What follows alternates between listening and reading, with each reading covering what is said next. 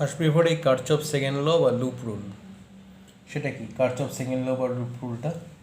সেটা বলছে একটা ক্লোজ লুপে algebraic some of the potential difference including the associated EMF and those of resistive elements must be equal to 0. That means sum of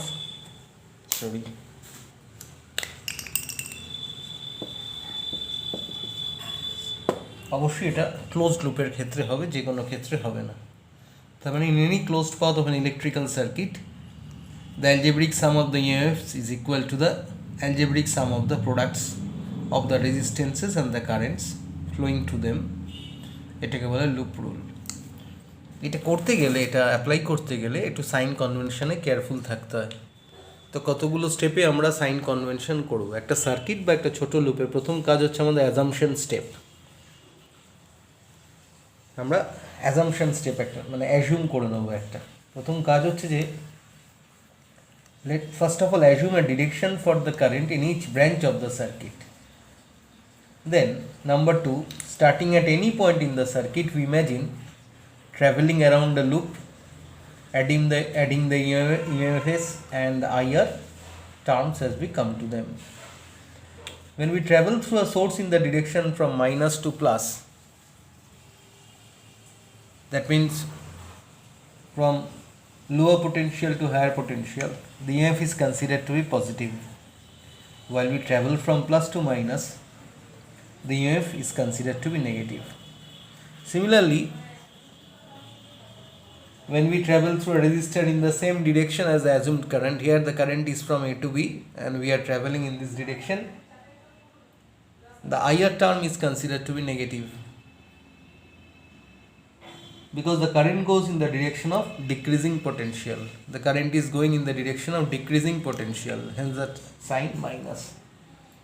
Again, when we travel through a resistor in the direction opposite to the direction of the current, assumed current, the IR term is said to be positive because it represents a rise in potential. So the sign convention is to be, we should be very careful about considering this sign. Now actually there are some circuits which are very complicated circuit containing more than one batteries. Here it's really difficult to decide which one is series connection and which one is parallel connection. It becomes really difficult to decide which one is series connection and which was in parallel connection. Now let us consider a circuit. This is a circuit. Two batteries E1, E2. This is the problem. Some should be given. Now I haven't given any magnitude of resistance or EMF. I am just written here the constant terms here. Now first of all name the loops. This is one loop AB EFA. This is another BCDEB, and there is another. Now how many equations you can frame depend on how many unknowns you are going to calculate. If you are going to calculate two unknowns, then you have to take two equations. If you are going to calculate three unknowns, you have to take three equations. তা first of all যেটা হবে আমাদের assumption step, আমরা যে কোনো একটা direction assume করে নেব আমাদের পাথ। সেটা সেই ডিরেকশনটা যদি ভুল হয় ক্ষতি নেই, কারণ যদি ভুল হয় তাহলে নেগেটিভ সাইনে আসবে। তো ফার্স্ট অফ অল দেখো, প্রথমে আমরা ডিরেকশনটা সেট আপ করেছি। আমরা এই ডিরেকশনটা নিয়েছি অ্যান্টি ক্লকওয়াইজ।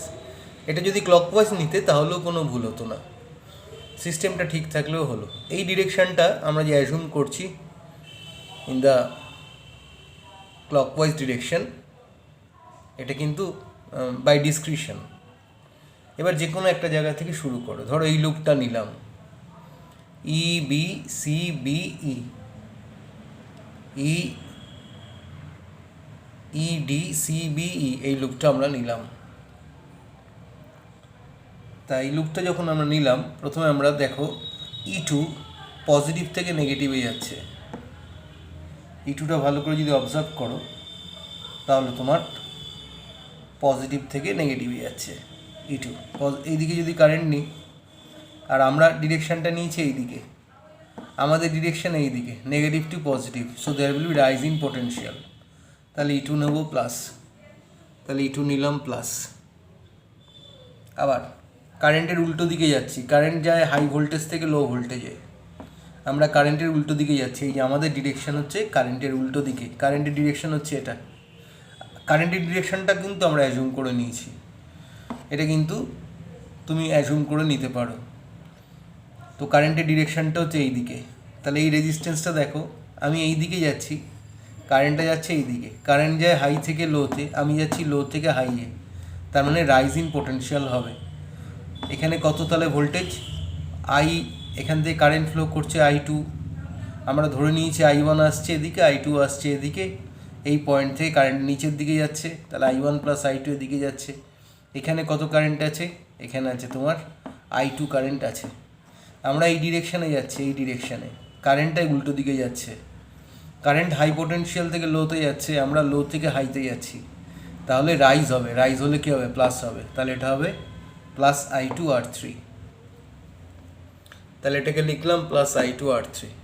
এরকম করে আবার এই জায়গাটা এলাম আমরা, এখানে কিছু নেই, আবার নেগেটিভ থেকে পজিটিভে যাচ্ছি, আমরা এদিকে যাচ্ছি, আমাদের অ্যাজুম ডিরেকশন এদিকে, নেগেটিভ থেকে পজিটিভ যাচ্ছি, তার মানে there will be rising potential, তাহলে এটা হয়ে যাবে প্লাস E3, আমরা লিখলাম প্লাস E3। এই ব্রাঞ্চে কত কারেন্ট আছে, I1 প্লাস I2, আমরা কোন দিকে যাচ্ছি, কারেন্টের ডিরেকশনের অপোজিটে, কারেন্ট হাই থেকে লোতে আছে আর আমরা এদিকে যাচ্ছি, মানে লো থেকে হাইয়ে, লো থেকে হাইয়ে যাওয়া মানে কি বাড়া, পজিটিভ সাইন, তাহলে এটা হবে V ইকুয়াল টু IR, এখানে I1 plus I2 into R2, সাইনটা হবে পজিটিভ সাইন। তাহলে আমরা ঘুরে আবার পুরোনো জায়গায় ব্যাক করলাম। তা আমার টোটাল এই মেশটার ভেতরে টোটাল ভোল্টেজ বা চেঞ্জ ইন ভোল্টেজ 0 হবে ফ্রম কারচফস লুপ রুল। লিখতে পারি E2 plus I2 R3 plus E3 I1 plus I2 R2 is equal to 0।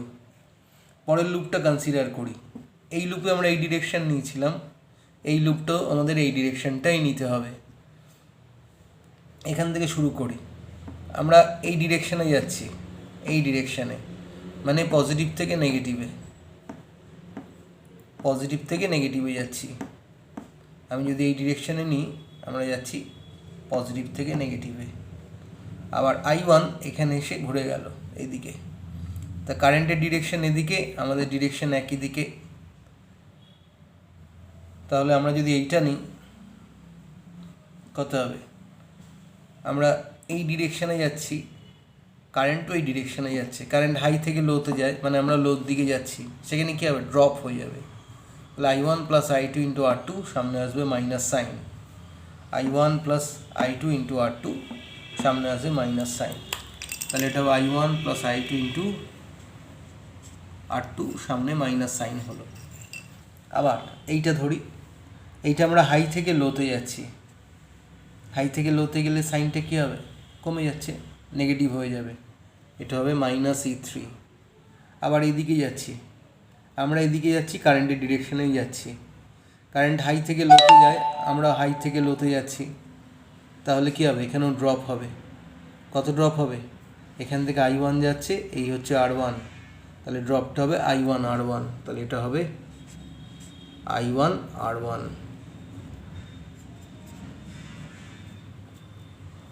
আবার আমরা R1-এর ডিরেকশনে যাচ্ছি, এখানে কোন দিকে যাচ্ছি, পজিটিভ থেকে নেগেটিভ, মানে কি ড্রপ হচ্ছে, তাহলে আরেকটা কি আসবে, মাইনাস অফ E1, তাহলে আমরা এখানে লিখব মাইনাস অফ E1, তাহলে এই আরেকটা রিলেশন আমরা পেয়ে গেলাম। এইবার আমরা যদি দুটো ইকুয়েশন পেয়েছি, দুটো আননোন দেওয়া থাকবে, আমরা সলভ করলেই পেয়ে যাব। এর প্রচুর নিউমেরিক্যালস করতে হয় ব্যাপারটা ক্লিয়ার করার জন্য।